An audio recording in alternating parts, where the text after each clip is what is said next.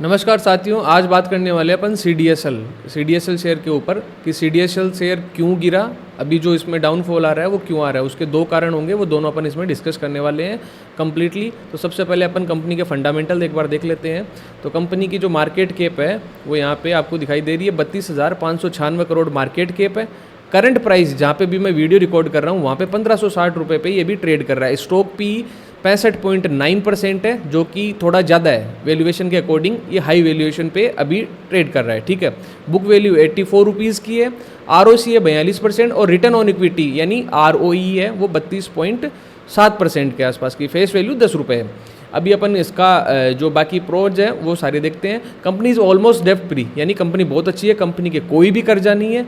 Company has delivered good profit growth of 37.8 CAGR over last 5 year. ये इसने 5 साल का ओवरऑल निकाल के जो CAGR है 37.8% दिया है।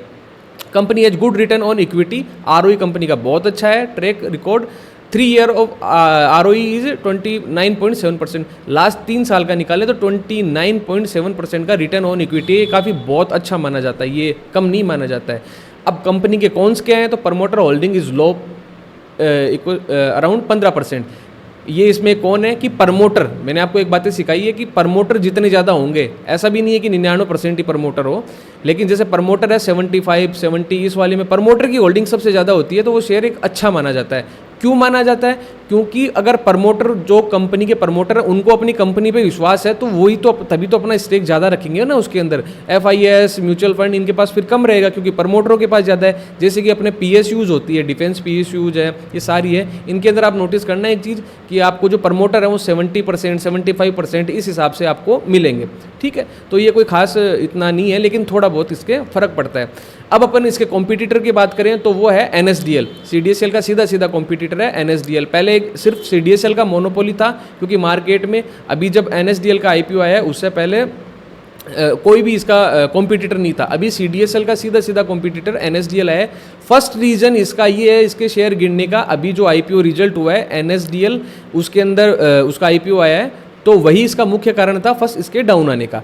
सेकंड कारण है इसके Q1 के जो अभी रिजल्ट आए हैं उनके अंदर जो डिक्लाइन आए हैं वो है, तो वही अपन इसकी केस स्टडी अभी कर रहे हैं, जो कि आपको मैं बताता हूँ। अब क्वार्टरली इसके रिजल्ट की बात करें अपन, तो ये आप यहाँ पे ये देख पाओगे, यहाँ पे जून 25 का कितना है 259 करोड़, और जून 2024 का अपन जून से पिछले जून का जो रिजल्ट आया उससे कंपेयर कर रहे हैं। देखो 257, 259। ऑपरेटिंग प्रॉफिट यहाँ पे 130 है, पिछला कितना था 154, 154 कहाँ 130। ठीक है, इसमें काफ़ी ज़्यादा फर्क पड़ रहा है, तो ये वाला हो गया। अब अपन इसके नीचे आते हैं, ये प्रॉफिट बिफोर टैक्स की बात करें तो 151 करोड़, और पहले वाला कितना था 175, यानी हर चीज़ में डिक्लाइन आ रहा है, हर चीज़ में डिक्लाइन आ रहा है थोड़ा थोड़ा। ठीक है, अब आप समझो नेट प्रॉफिट की मैं बात करूं तो 102 यानी 102 है, ये यहाँ पे आप देखिए 102 करोड़ का आ रहा है, और पहले कितना था इसकी बात करें तो 134। तो ये अराउंड कितना हो गया, लगभग अपन बात करें तो 25, 26, 27% के अराउंड इसका जो प्रॉफिट है वो डिक्लाइन किया है। सेल्स थोड़ी सी बढ़ी है, प्रॉफिट जो है वो थोड़ा कम हुआ है। आप समझ रहे हो मेरी बात, सेल्स बढ़ी है, प्रॉफिट कम हुआ है, यानी कंपनी का एक्सपेंडिचर है वो थोड़ा सा बढ़ा है, इस वजह से थोड़ा सा ये हो रहा है। अब अपन इसके प्रॉफिट लॉस की बात करते हैं ईयरली बेसिस के ऊपर। तो जो ईयरली सेल्स थी कंपनी की वो देखो 1084 करोड़ इस टाइम पे चल रही है। ठीक है, और इससे पिछले की जस्ट बात करें 1082, उससे पहले 812, 555।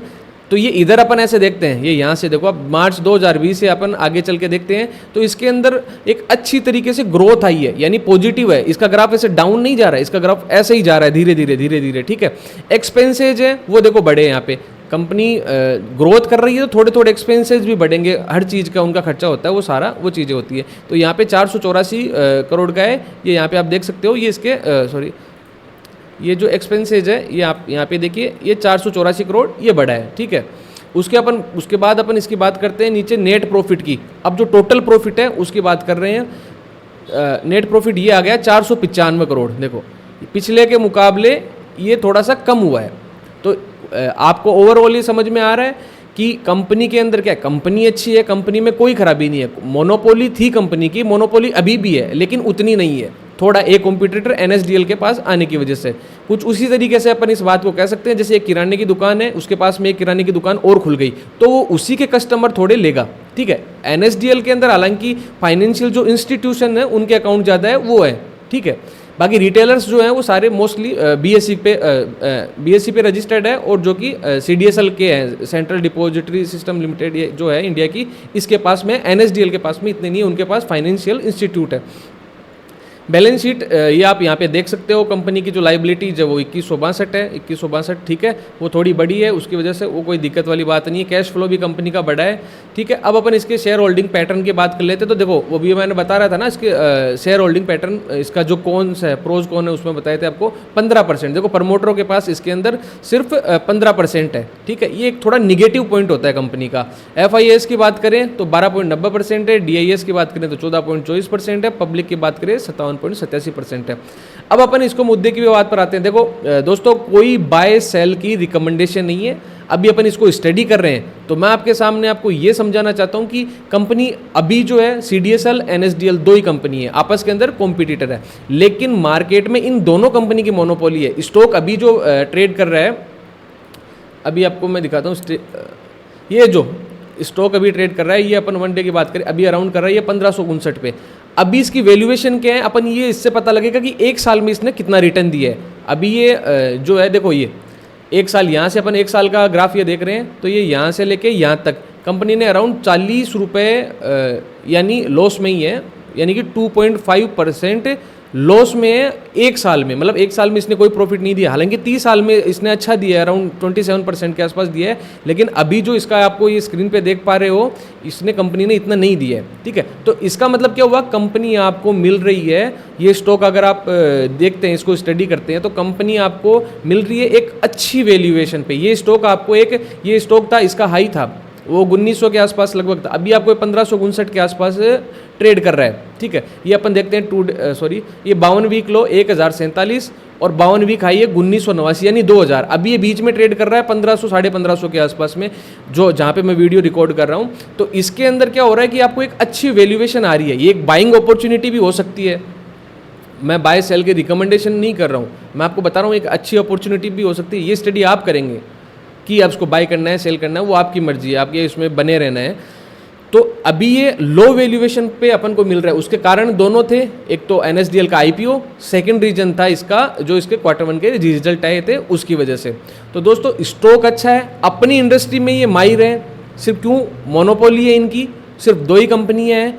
तो अगर आप लॉन्ग टाइम इन्वेस्टर हैं तो उसके में तो कोई दिक्कत नहीं है, क्योंकि इसका अपना बैक एंड अब पीछे से अपन देख रहे हैं, तो पिछले 3 साल का 5 साल का इसका डाटा उठा के देख रहे हैं, तो उनके अंदर एक अच्छा प्रॉफिट बना रही है।